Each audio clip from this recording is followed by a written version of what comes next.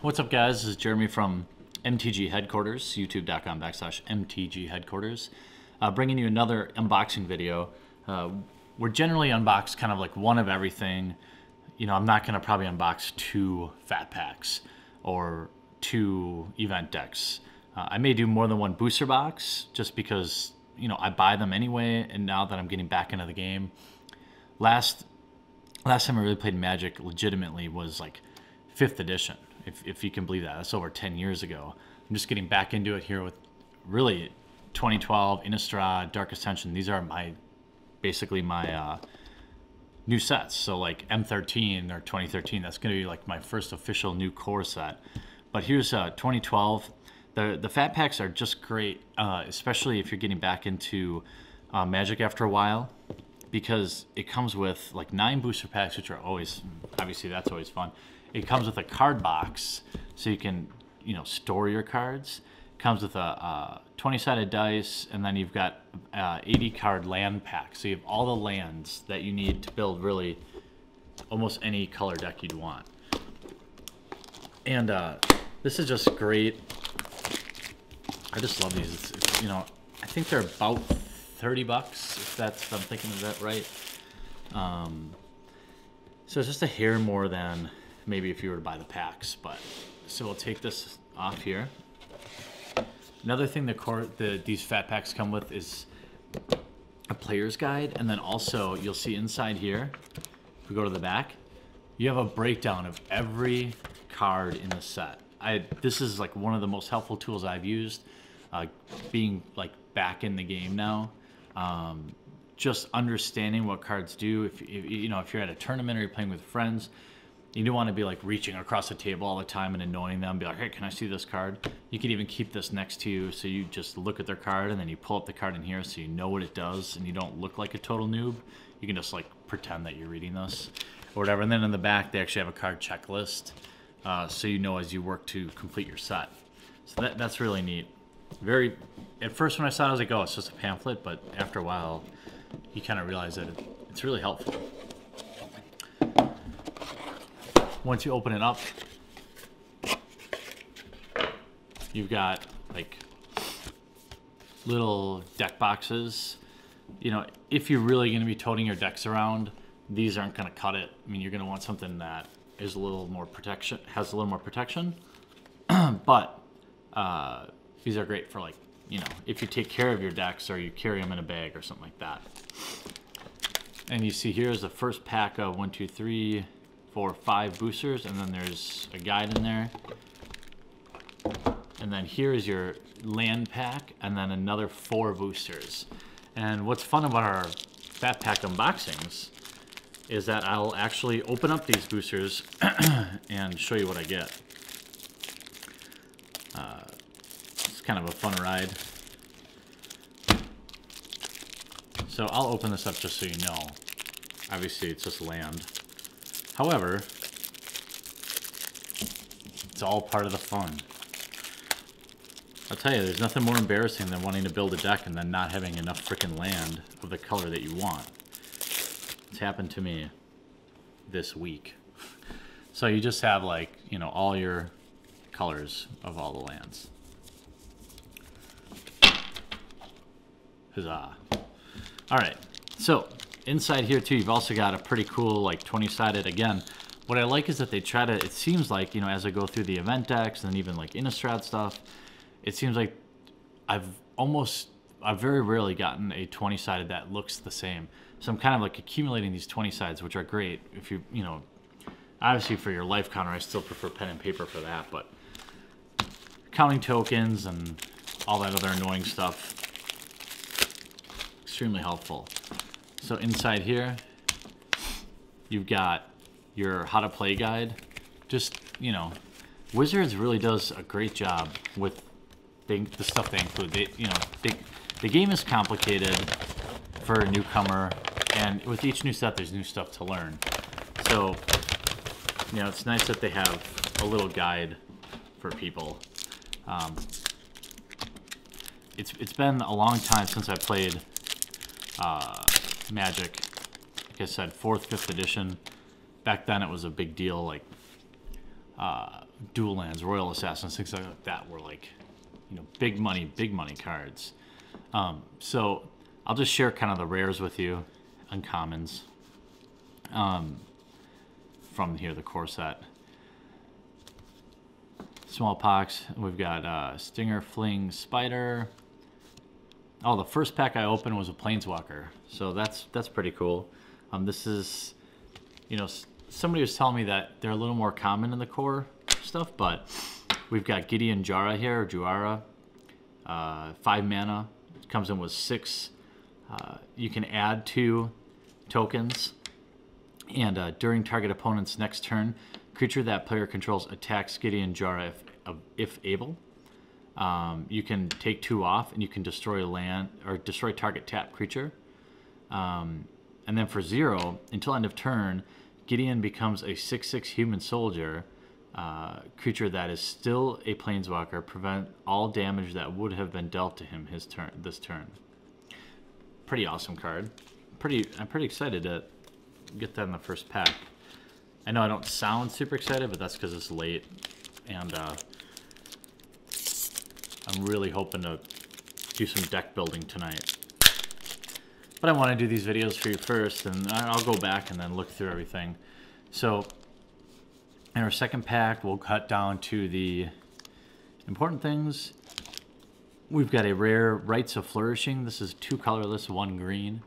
And at the beginning of each player's draw step, that player draws an additional card. Each player may play an additional land on his or her turn. That's a fun, really fun card. It makes the game go really fast. And here's another rare, actually. And this is a foil. Not that. I don't know. It just never really mattered to me. This stuff wasn't around when I played. But this is a Phantasmal Image.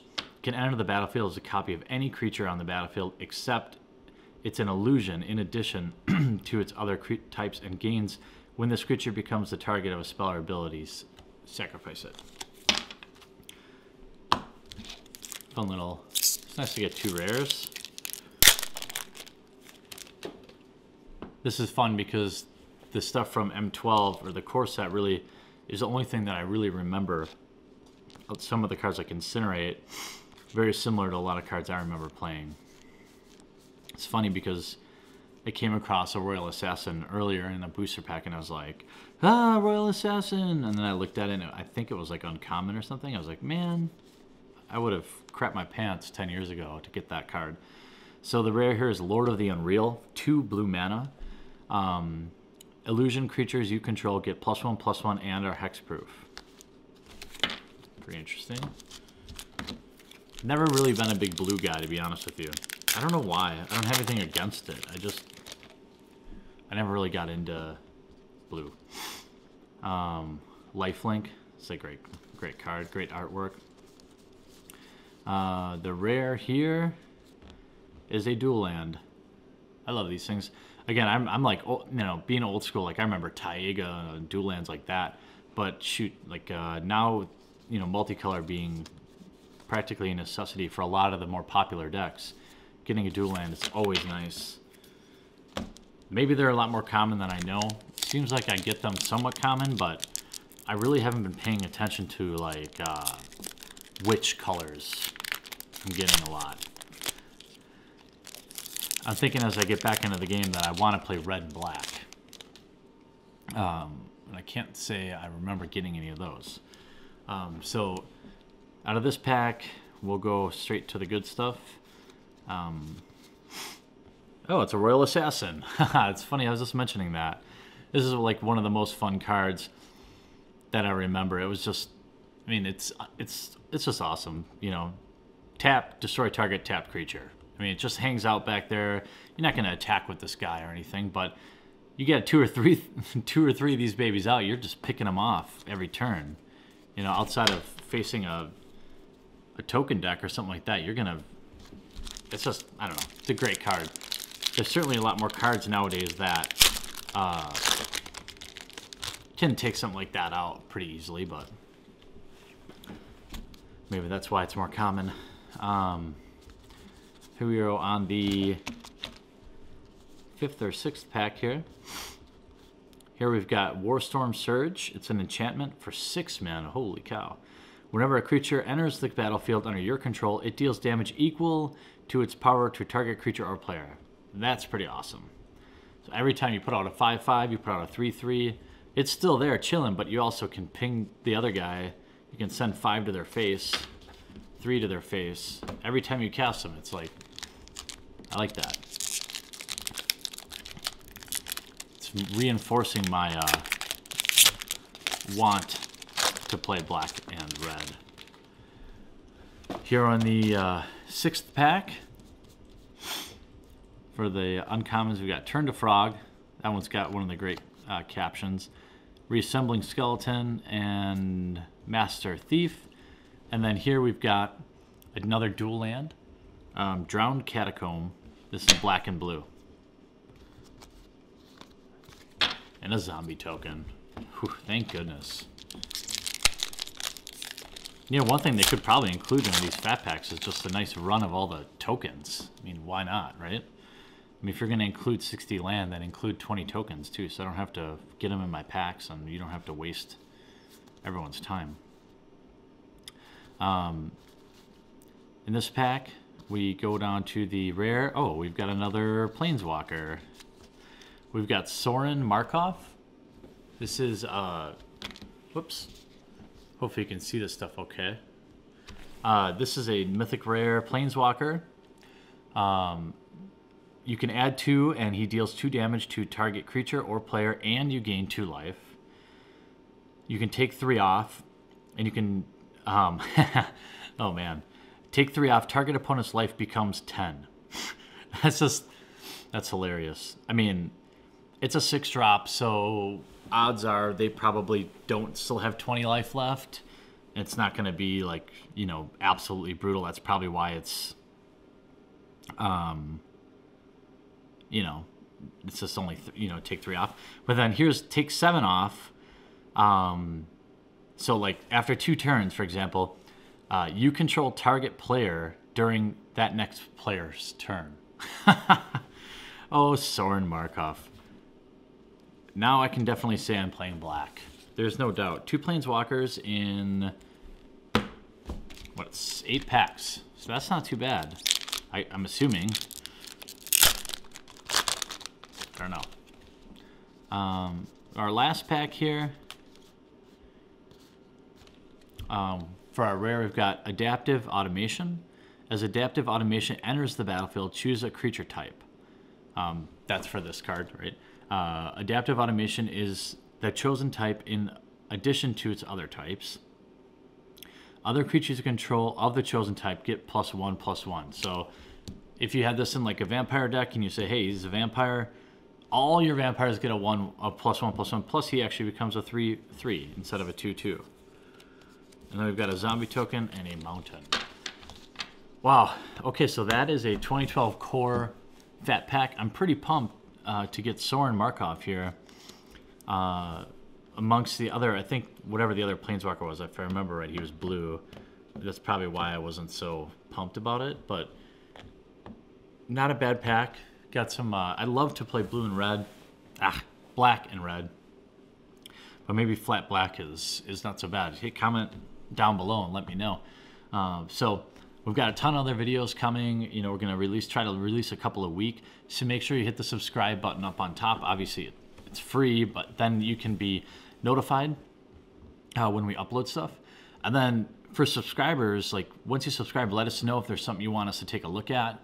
Like if you're thinking about buying something, we've got all sorts of stuff to review, like deck protectors and deck boxes and dice sets and all this work to do yet.